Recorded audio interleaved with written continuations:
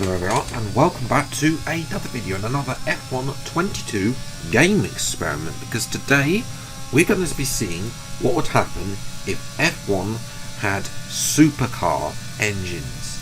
Now, to explain what I've done, there are four supercar manufacturers in the game, and I've basically chosen the one with the highest top speed from a video that I did many months ago about, just driving, seeing what is the fastest supercar. So from that video, using PC mods, I've then replaced the engines for each of those, all 10 engines replaced with a supercar engine. So they're still going to have the same chassis, tyres and everything else that you'd expect, but the engine, the gearbox is from a supercar. So without a doubt, let's switch it up into a supercar powered F1 car.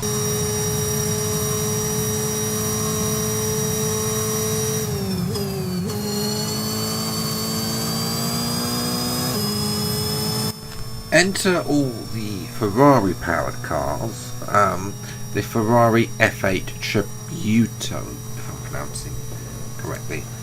Notice here, in an F1 car, 199 miles an hour before we have to brake at the end of the straight as well. I'm not going to show you all these laps because the cornering's pretty much the same. It's actually slightly easier because obviously we're at lower speeds with the engine, 197 on the back straight. So this car has got this engine's got good acceleration in the F1 car, and the Ferrari engines might be the one to beat potentially as well. 190 on the road down to Parabolica, 3 seconds off the pace.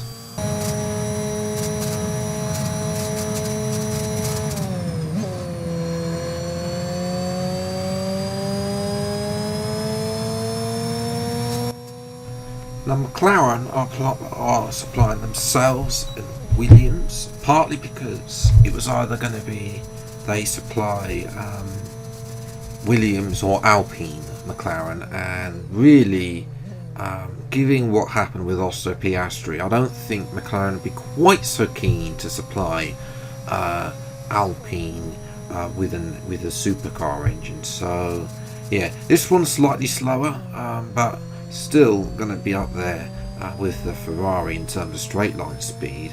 Obviously the McLaren is a lot slower car in a straight line.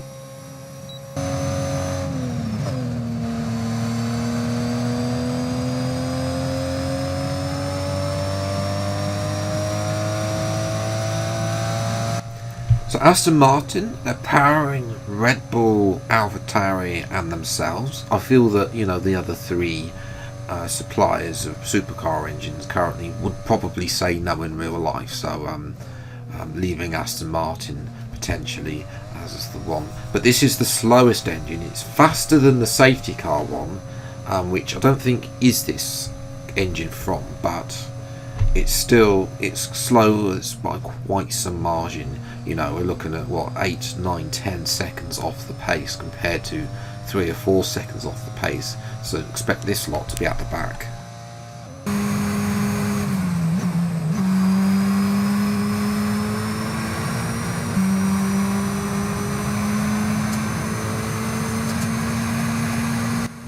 So Mercedes are powering themselves and Alpine. Didn't really know where to put Alpine because Alpine don't have their own supercar. They have a supercar, but it's not in the F1 game. So if F1 life is going to continue, then definitely they have to get one in, or that one in, because it's the only car that they make, I think. Can't remember what it is. It's not, by the way, for those of you who watch Forza Horizon 5 series, not that tragic little thing that had about a 5 mile an hour top speed. There's a new one that they made a few years ago that was on the Grand Tour. Anyway, comparing the times, obviously all of them are a lot slower, lacking that really top end speed that you see in F1 engines these days. The Ferrari engine is the closest. as well. The Mercedes and McLaren, though, is something that's interesting because they both have very similar top speeds. McLaren apparently has, well, in the Supercar video that we did ages ago, has more top speed, but it's actually 2/10 slower compared to the Mercedes. But then, of course, you've got the Mercedes as a faster car through the corners than the McLaren. But even though that was a difference of 4/10, and now it's 6/10 of the supercar engine, so a little bit that surely has to be down to the engine, possibly at lower speeds with the acceleration potentially. I don't know. And then the Aston Martin engine is just dreadful. All the Aston Martin engines are actually slow in the game, as we experience. So yes, without a doubt, let's try this out and put all 20 cars against each other in a full 50% race, driving as Lando Norris around Monza. Welcome to Monza, where the crowd are ready for today's action, and we hope you're ready to see the world's best drivers fighting it out for that -- 1 spot. It's time for the Italian Grand Prix. So here we are down the grid. Now you'll notice about the fuel, basically it's a little bit bugged. Apparently these cars run on fresh air. We're only putting 2 kilos of fuel, so very economical. They can do a full race on 2 kilos of fuel.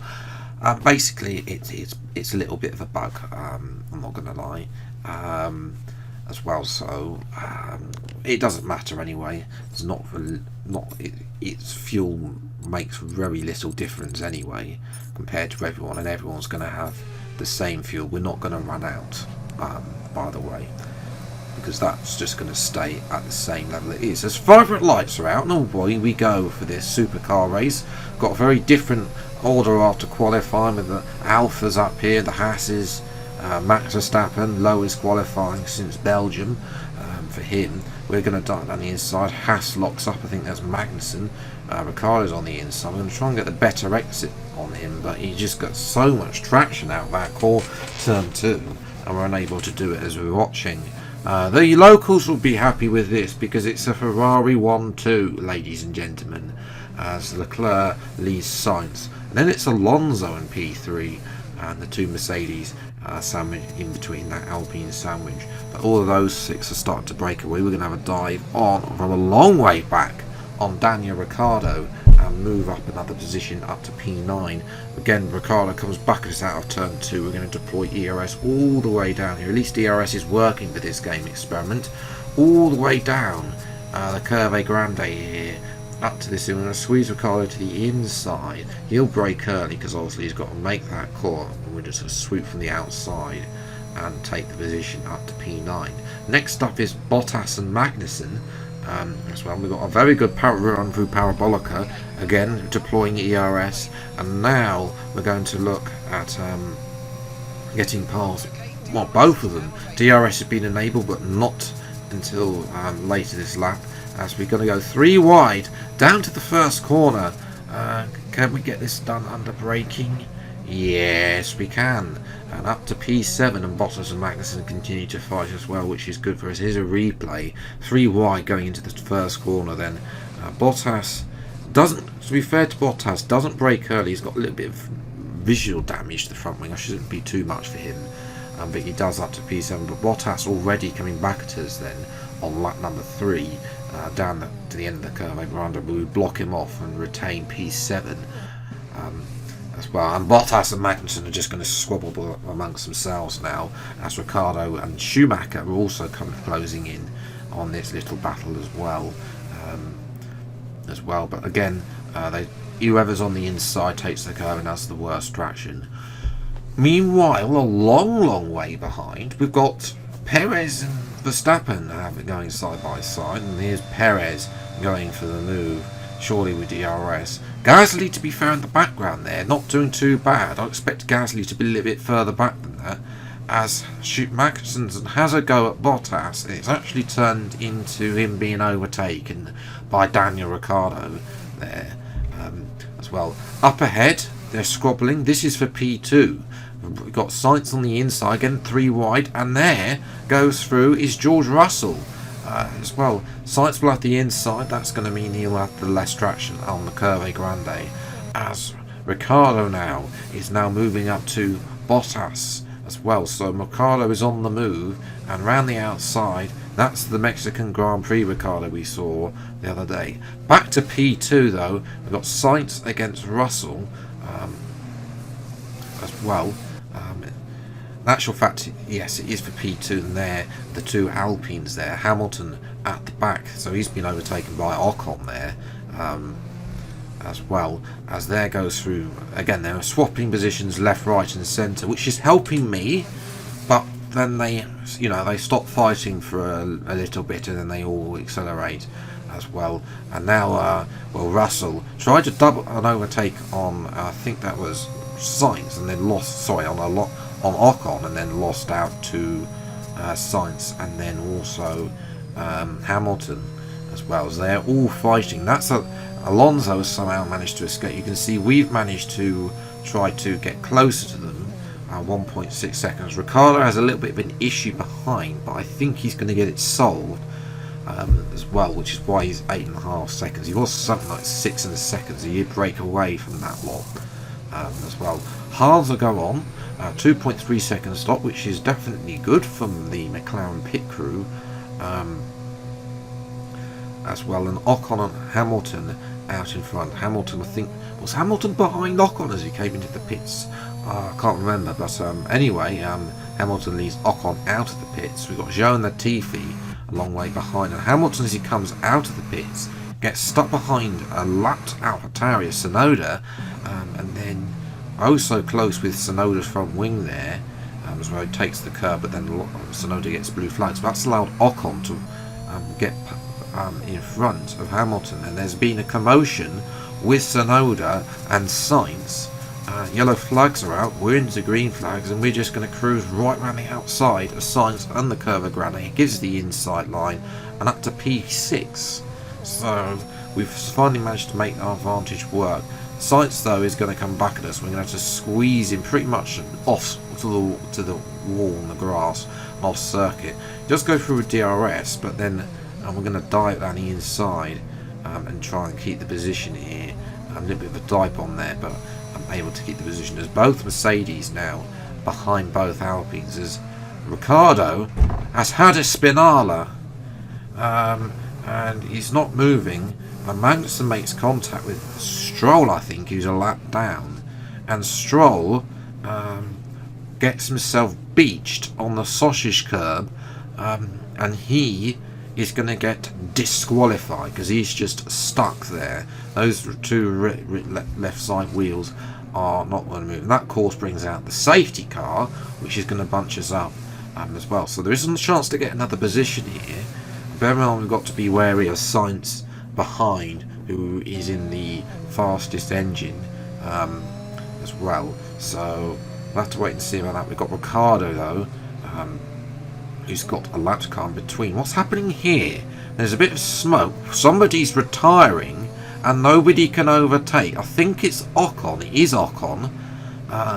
We've got the two. So pretty much Alonso and Leclerc are guaranteed first and second now, because of Ocon's retirement as well. Maybe this is Al's plan to try and get Alonso the win and steal it away. So Ocon there is out of the race with an engine failure as it tries to tell us to return to check position behind Ocon, which is incorrect, I might point out. We're going to get racing here, try and get past Hamilton, try and get the Mercedes napping here, because they got a similar drag reduction package, but they are faster through the corners. Hamilton though moving slightly away from here, but can we dive him? He is in diveable reach. Dive it down the inside. He gives us the space, and he's just not paying attention, and we're up to P4. So this has been a very fruitful second half of the race though. But Hamilton then comes back down the road to Parabolica, but he does keep the inside line. Can we do something around the outside of Parabolica No, Hamilton cuts across, but can we do this a switch from left to right and get the ERS? No, we've deployed all of it. So now we need to just use overtake, try and see if we can get past. I don't know if Lewis is using overtake. Side by side still, the entire start-finish straight. Sainz is closed in as well. Hamilton breaks a little early, and we're able to get to retain P4 for now. And Sainz and Hamilton are going to start to battle behind, which they're still within range of me. To be fair, Ricciardo is actually hanging on to both of these here. Hamilton does keep the position because Sainz takes that inside line at turn 2. And at the front, Alpine is working a treat because Alonso's got himself in front of Leclerc, but they are swapping positions left, right and centre with DRS as well. So watching Albon, he's in P10, or was in P10, and that had a Spinala. Lucky not to get himself beached like Stroll in the sausage curb. Latifi now is up to P11 there, I think. So Williams, are on for a point. Sadly, aren't going to get it. Sainz comes back at us though with DRS on the penultimate lap. And, it's been yo-yoing like this between Sainz and Hamilton, and now they finally caught back up to me. But with the final lap, to be fair, our pace on these halves has been a lot better than the pace on the mediums. We've only lost the time to Russell by defending against either Sainz or Hamilton. Excuse me, a little bit wide, see, a little bit deep there. If we had free air, then we'd probably be a lot closer there. Lost half a second while going deep there. But third is, we're not going to get a podium sadly, as Sainz has a little look at the second Lesbos, unable to get it there as well. I think one of the Alfa Romeos is trying to close it as well, and Hamilton is back in front of Sainz on the run down to Parabolica as well. Excuse me. So Sainz will look to come back. We're weaving all over the place to try and break the slipstream because we know that Mercedes and the Ferrari are faster in a straight line than us. Hamilton's a look at the inside. I'm going to give him the room in the first corner and then cut across for turn 2 and retain P4 for now. But he is going to have a go around the outside, potentially the Curva Grande. He doesn't manage it. Now on the run down to Ascari, he'll have DRS as well, so he's going to try and force him to the inside. He has a look on the outside actually as well, but we keep our foot in there as well through Parabolica. Hamilton lifts off as well, so we can't go side by side, and Hamilton is nowhere from the straight from Parabolica down to Parabolica, as Leclerc has won to keep the Tifosi happy. We're going to come through for a fantastic P4 as well.